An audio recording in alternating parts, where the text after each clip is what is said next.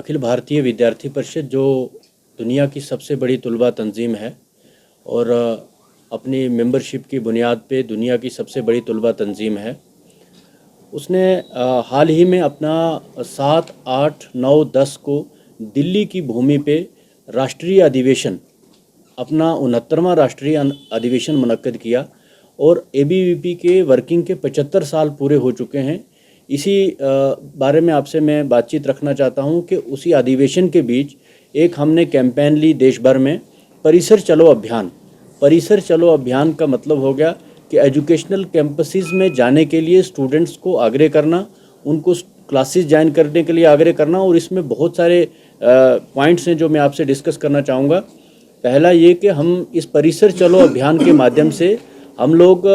जितनी भी वैकेंसीज़ हैं पूरे देश भर के अंदर, कॉलेजेस में, यूनिवर्सिटीज़ में, स्कूल्स में वैकेंसीज़ हैं, उनका सर्वे करेंगे और सरकार के समक्ष ये बात रखेंगे कि ये फिल होनी चाहिए। और दूसरा हमारा ये है कि इंफ्रास्ट्रक्चर को लेकर, जहाँ पे लेबोरेटरीज़ नहीं हैं, प्लेग्राउंड्स नहीं हैं, स्कूल बिल्डिंग की हालत ठीक नहीं है, तो हमारा उसका भी एक सर्वे रहेगा और उन चीज़ों को सरकार के सामने लाने का अखिल भारतीय विद्यार्थी परिषद के कार्यकर्ता देश भर में और कश्मीर में भी काम करेंगे।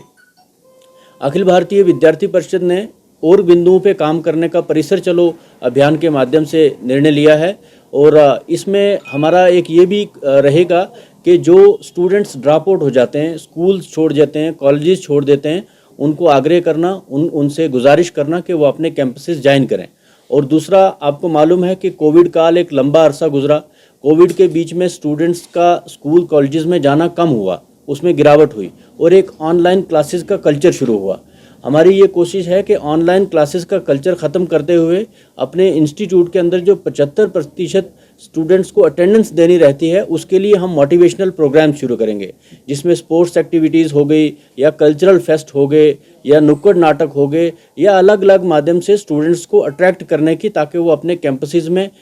जो है वो अपने कैंपसेस में प्रॉपर क्लासेस दे पाएँ। और इसी परिसर चलो अभियान के अंतर्गत हमारा एक और भी कंसर्न ये है कि परिसर चलो अभियान जो है, इसमें हमारा ये एक मेन फोकस रहेगा कि कैंपसेस के अंदर टीचर्स जो है वो पर्याप्त मात्रा में रहें, उनकी अटेंडेंस अच्छी रहे, टीचर्स हर सब्जेक्ट के लिए मौजूद रहें। ये भी इसमें रहेगा परिसर चलो अभियान में। तो ये अलग अलग फेजेस में होगा, जैसे स्टूडेंट पार्लियामेंट करवाना, कैंपसेस के अंदर स्टूडेंट पार्लियामेंट जो है वो करवाना और कंपटीशन करवाना। स्टूडेंट यूनियंस को लेकर आपके ध्यान में है कि अगर हम कश्मीर वादी की बात करें तो वादी कश्मीर में आज तक 75 साल आज़ादी के गुजर गए, आज तक कभी स्टूडेंट यूनियन के इलेक्शन नहीं हुए। तो हम सरकार के समक्ष ये बात रखेंगे, सरकार के सामने बात रखेंगे कि स्टूडेंट यूनियन के इलेक्शन होने चाहिए, क्योंकि स्टूडेंट्स अपने रिप्रेजेंटेटिव चुने, कैंपसेस की जो हस्ता हालत है उसमें सुधार हो। यही सब हमारी कुछ एक जो है परिसर चलो अभियान के अंदर ये बातें रहेंगी, जो हम देश भर के साथ साथ कश्मीर में भी जो है इसको करने की कोशिश करेंगे और स्टूडेंट्स तक आउटरीच बनाने की कोशिश करेंगे। दूसरा, हमारा एक मेजर कंसर्न है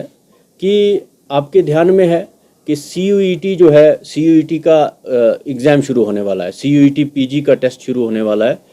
पिछली बार की तरह इस बार पहले ही हमने अपना जो कंडक्टिंग अथॉरिटी है उसको मेमोरेंडम दिया, उन अथॉरिटी से मिले, हमारे लोगों ने बात की कि जो सेंटर्स जम्मू कश्मीर के बाहर बनते थे, जो हिली एरियाज़ के लोग हैं उनके लिए सेंटर्स बाहर बनते थे, कई बार गाड़ी में ट्रैवल करने में दिक्कत होती थी, या पंजाब में या चंडीगढ़ में या उन स्थानों पे। तो हमने ये सरकार के समक्ष बात रखी है, अथॉरिटीज़ के सामने बात रखी है कि सेंटर स्थानीय स्तर पे बनने चाहिए,